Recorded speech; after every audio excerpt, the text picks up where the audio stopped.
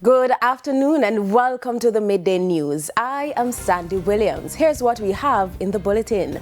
Economist weighs in on new revenue measures. Man wanted for 2024 murder of UK national arrested and charged. And later in sports, St. George's and Campion College battle in decisive Game 3 of ISA Under-19 Urban Area Basketball Finals today. Thank you so much for joining us. Now to the details. More reactions are coming in following the tabling of the national budget by Finance Minister Favour Williams. Speaking on the morning agenda, Vice President of the Jamaica Manufacturers and Exporters Association, Richard Koo, economist Michael Mortley, and President of the Small Business Association of Jamaica, Garnet Reid, weighed in on the measures outlined. Antonia Atkinson has the details. Moving on, we'll have that story later on in the newscast. Now to other news, plug the loopholes. The message from the parliamentary opposition on Tuesday as the lower house debated and passed regulations to govern the casino industry this week. But the government has insisted that sufficient safeguards are in place. The details from Andrea Chisholm. Here's what we call loss chasing. A person is losing, they continue to chase a regain of that negative. In fact, he always believed that the next chance is going to be the victory. And this is more negative for the poor who went there with the need to earn. MP Damian Crawford describing one of the features of gambling. He was debating the rules for casinos in Jamaica as part of efforts to broaden the country's tourism offerings. These regulations establish the foundational rules that govern administrative processes of the Commission, obligation of licensees, record-keeping and reporting requirements, regulatory fees and procedures, powers of inspection, investigation and enforcement, and general standards necessary for orderly and transparent operation of the industry. The regulations follow the Casino Gaming Act passed in 2010. In 2025, the Casino Gaming Commission got its first application for a casino gaming license. But given the reality of gambling addiction, we recommend that a national self-exclusion registry or a national exclusion registry should be in place. That third-party reporting, especially from family and community members, churches, etc., co-workers, as well as boss and employees and employers should be able to make such recommendations. We also feel that there should be a ban on credit card gambling transactions. Now, that was actually stated in the regulations that you shouldn't be able to directly buy chips. But later in the regulations, it indicated that you could register your credit card. And so therefore, while you couldn't directly buy chips with your credit card, a loophole existed. Prime Minister Dr. Andrew Holness was quick to point out that the plan is not to make Jamaica a casino gambling destination, and the license given to operators will have more details about how the casinos should operate.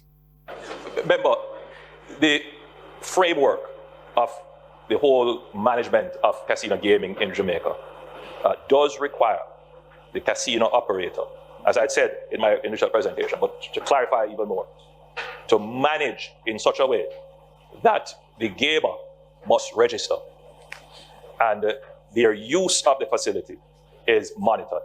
And there are minimum standards which set a trigger that would help for quick intervention were there to be any detection of self-abuse or addictive behavior. So there are mechanisms in place.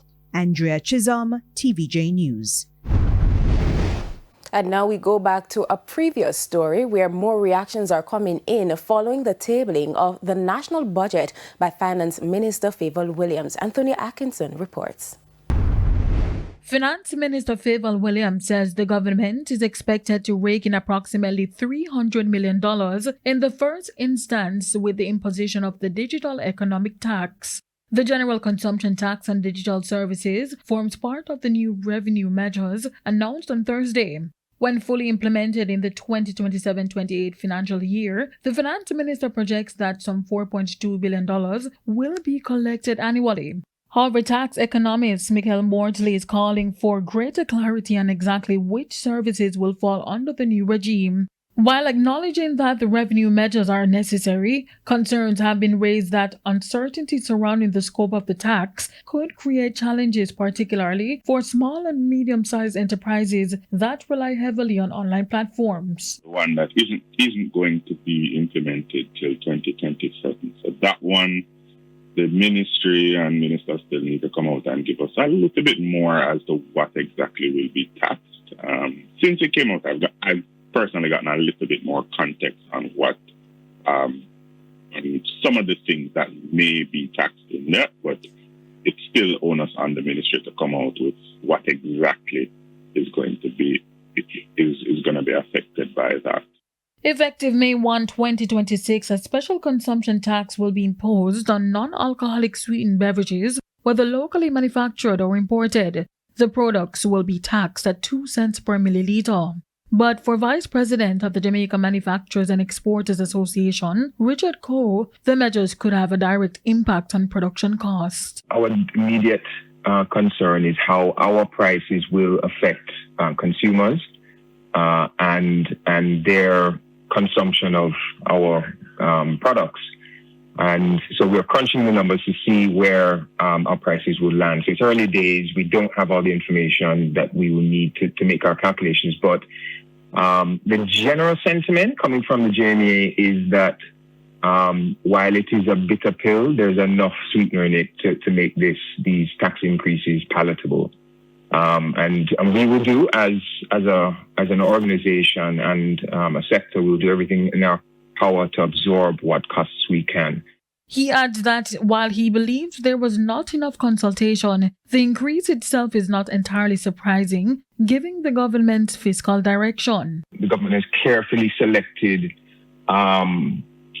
areas where there is a high level of inelasticity, so an increase in price or significant increases in price would result in lower demand for the products that are consumed. Anthony Atkinson, TVJ News. The Westmoreland police have charged a man in connection with the murder of a woman whose body was found in a shallow grave in 2024. The accused is 39-year-old Angria Morrison, otherwise called Brother, Ninja Man and Badness. According to police sources, prior to his arrest, he had been on the run. He was taken into custody by police in St. James during a targeted joint operation in Montego Bay and subsequently escorted to the Westmoreland Police Division. He was formally charged this week after participating in a question and answer session in the presence of his attorney. The deceased woman, Dawn Anderson, is a United Kingdom national. Concerned relatives had reported her missing. She was subsequently found in a shallow grave in Westmoreland on December 2, 2024.